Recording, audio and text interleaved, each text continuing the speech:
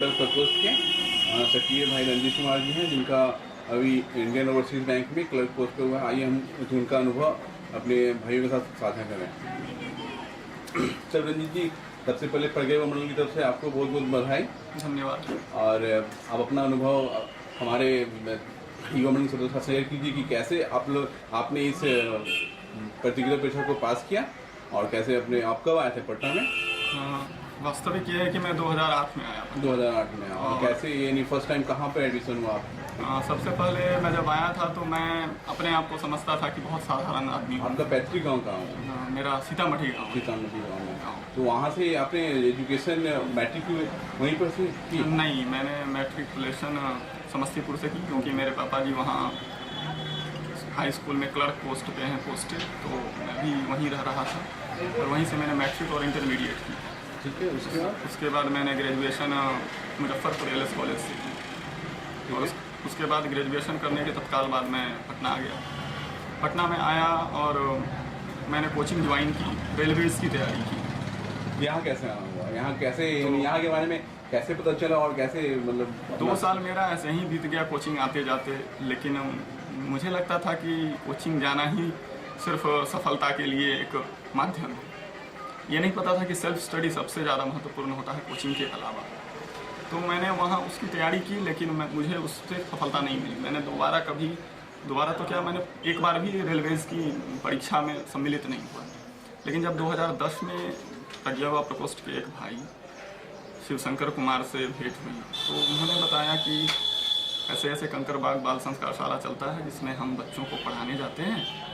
तो मुझे जागरूकता हुई, थोड़ी रुचि हुई इसमें कि ऐसे बच्चों को मुझे भी पढ़ाना चाहिए। तो उन्होंने बोला कि आप पढ़ा सकते हो तभी जब आप प्रज्ञा युवा प्रकोष्ठ के सदस्य बनोगे। तो मैं जब यहाँ आया तो मैं इस लोभ से आया कि मुझे पढ़ाने को मिलेगा, इसलिए मैं जा रहा हूँ युवा प्रकोष्ठ। लेकिन जब यहाँ आया और मनीष भैया की बात सुना, तब मुझे ओरिजिनलिटी पता चला कि तैयारी कैसे की जाती है, क्या मेरा औकात है, कहाँ हम खड़े हैं, क्या हम समझते थे अपने आप को और अभी हम कहाँ हैं।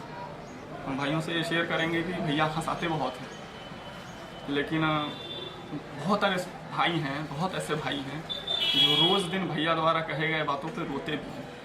और रोने के पीछे मेरे अंदाज से मेरा जो पर्सनल व्यू है कि जब अपना पता चलता है ना कि हम कहाँ हैं और भैया मेरी सच्चाई को बता रहे हैं, तो रोना आता है। तो हम रोए भी हैं और भैया द्वारा कही गई बातों को, उनके सभी बातों को प्रयास किए हैं कि हम उसको लागू करें अपने लाइफ में। तो 2010 में जब हम जुड़े तो सबसे पहले हम IBPS का एग्ज़ाम दिए 2011 में। हम शांति कुंज हरिद्वार गए, जन्म शताब्दी वर्ष में वहाँ 21 दिन रह के आए। वहाँ रह के आए और वहाँ रह कर के अनुभव ये मिला कि सेवा का क्या महत्व होता है। और जब यहाँ आए तो 4 दिन बाद एग्ज़ाम था। तय था कि शांति कुंज हरिद्वार रहना 20 दिन 22 दिन तक। मेरे पेरेंट्स को अच्छा नहीं लगा, उनको लगा कि अब ये बाबा जी हो गया। अब मेरे जो रिश्तेदार थे वो सब कहने लगे कि अब इसका शादी कर दीजिए, नहीं तो ये शादी ब्याह भी नहीं करेगा आगे चल। 2011 में मेरे पेरेंट्स खोजने लगे लड़की, और जब मैं वहाँ से आया और एग्ज़ाम दिया तो मेरा PT उस समय 2011 में निकल गया। तो इससे मेरे पिताजी को ये विश्वास लगा कि मेरा बेटा वहाँ जाकर के सिर्फ गायत्री मंत्र नहीं करता है, पढ़ता भी है। और वास्तविकता यही है कि गायत्री मंत्र करने को अगर कर रहे हैं तो उसकी प्राथमिक इकाई मेहनत। गायत्री मंत्र को आप किस रूप में समझते हैं? ये जैसे आज का स्टूडेंट है वो पूजा पाठ में नहीं विश्वास करता है, ठीक है, और आज के किसी मतलब स्कूल जाने वाले या कॉलेज जाने वाले छात्र से अगर हम बात करेंगे तो वो सीधा बोलेगा ये भाई पूजा पाठ है, इस पचड़े में हमको मुझे नहीं जाना, ठीक है ना। तो आखिर आपने क्या देखा समझा कि आप गायत्री मंत्र को अपने जीवन में अपनाएं और ये साधना को अपनाएं और ये प्रकोष्ठ से जुड़े? और कैसे, जैसे गायत्री मंत्र जब कर रहे हैं तो ठीक है, वो आपका स्टडी का टाइम भी निकालना, बिजी लाइफ भी है, सब चीज़ें, कोचिंग जाना, ये जाना है, वो जाना है, तो कैसे मैनेज किया अपने आप? जब हम युवा प्रकोष्ठ में जुड़े और गायत्री मंत्र कहा गया करने को, तो सबसे पहले हमने मनीष भैया की बातों पर विश्वास किया कि ये जो भैया बोल रहे हैं इस पर विश्वास करना है। और दूसरी बात कि 2010 में ही डॉक्टर OP शर्मा का मुक्त आकाश मंच में प्रोग्राम हुआ था। उन्होंने साइंटिफिकली तरीके से बताया कि कैसे गायत्री मंत्र, क्या मतलब क्या ये साइंटिफिक तरीके कैसे काम करता है गायत्री मंत्र? ये उन्होंने बताया कि जब हम गायत्री महामंत्र करते हैं तो हमारे शरीर में 1,10,000 हर्ज ऊर्जा उत्पन्न होती है और उसको अगर हम यूटिलाइज करें, सही जगह लगाएं, तो हम जो चाहें जैसे चाहें पा सकते हैं। तो एक डॉक्टर बोल रहे थे और मनीष भैया द्वारा भी पिछले 7-8 महीने से बताया जा रहा था कि गायत्री मंत्र असरदार है, असरकारी है। तो मनीष भैया के कहे हुए बात को जब वहाँ मंच से बोला गया डॉक्टर OP शर्मा द्वारा, तो मुझे पूर्ण विश्वास हो गया कि गायत्री मंत्र एक ऐसा चीज़ है जिसको करने के बाद हम अपने लक्ष्य तक पहुँच सकते हैं। और लक्ष्य तक न पहुँचने के पीछे कारण था कि मेरा भटकाव ज़्यादा था। हम मेहनत पर कम ध्यान देते थे, इस बात पर ज़्यादा ध्यान देते थे कि सिर्फ पटना में आ जाने से सफलता मिल जाती है।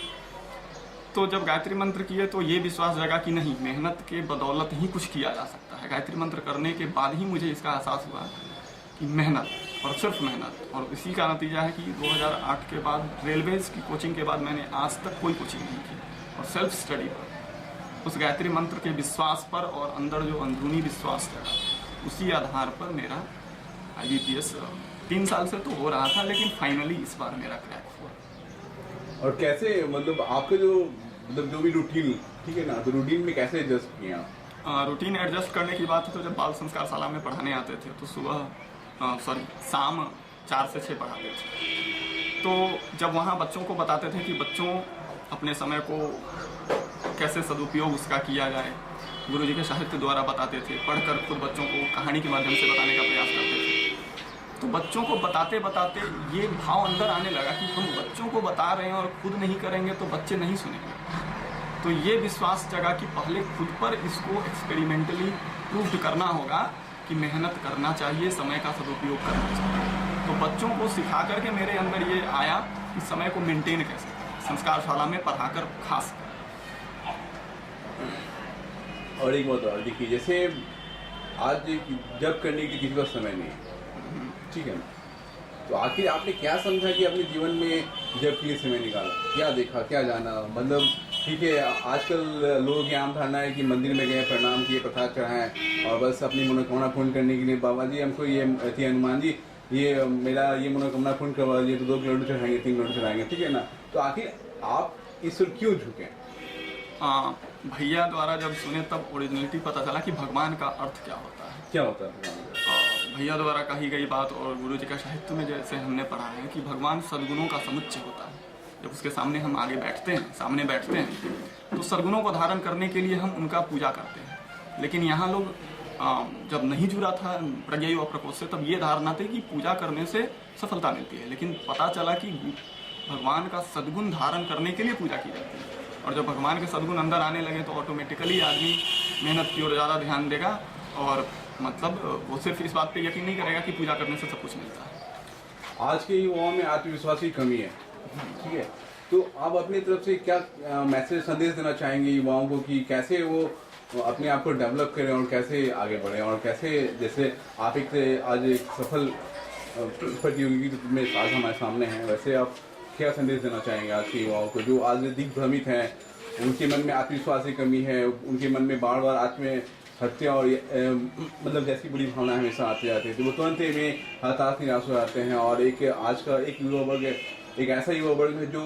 सिर्फ ये बॉयफ्रेंड गर्लफ्रेंड के चक्कर में अपना टाइम वेस्ट कर रहा है, तो उन लोगों के लिए क्या मैसेज है आपका? मेरा मैसेज उनको सिर्फ जो मेनली मैंने सीखा है यहाँ युवा प्रकोष्ठ से जुड़ के, कि अगर आप सफल नहीं होते हो इसका मतलब तय है कि आपकी दिशा जिस दिशा में होनी चाहिए सफलता की ओर उधर नहीं है।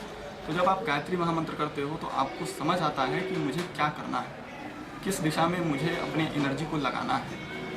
और वो एनर्जी जब लगती है तो गायत्री महामंत्र इतना असरकारी होता है कि गायत्री महामंत्र के माध्यम से व्यक्ति खुद में बदलाव लाने लगता है और बुराइयों से खुद ब खुद वो दूर चला जाता है। और ये 100% फैक्ट है कि अपनी बुराई को छिपाने का एकमात्र माध्यम है।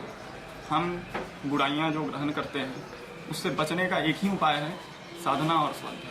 हमारी बुराइयां हमारे अंदर से दूर हों, वहाँ से दूर भागे, इसके लिए और दुनिया का कोई ना साइंस है, ना कोई टेक्नोलॉजी है और ना ही कोई दवा है। सिर्फ और सिर्फ ध्यान, गायत्री महामंत्र और साधना ही एक ऐसी चीज़ है जिससे अपनी बुराइयों को दूर करके व्यक्ति सफल हो सकता है। और जब तक बुराई दूर नहीं होगी तब तक सफलता हाथ नहीं लगेगी।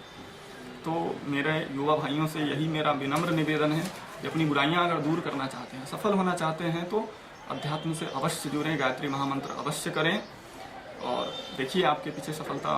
मनीष भैया द्वारा जो कहा जाता है कि चुंबक बन जाएंगे और आप गुरुदेव विचार को अपने जीवन में जरूर हाँ। अपनाएं। कहेगी देखिए हमारा अभियान विचार क्रांति अभियान है जी। ठीक है ना। तो आज जो भी है हमारे सामने वो बस समझ की कमी है। आज जो युवा है वो पथभ्रष्ट है इसलिए कि उनको कोई समझाने वाला नहीं है, दिशा देने वाला नहीं है ठीक है।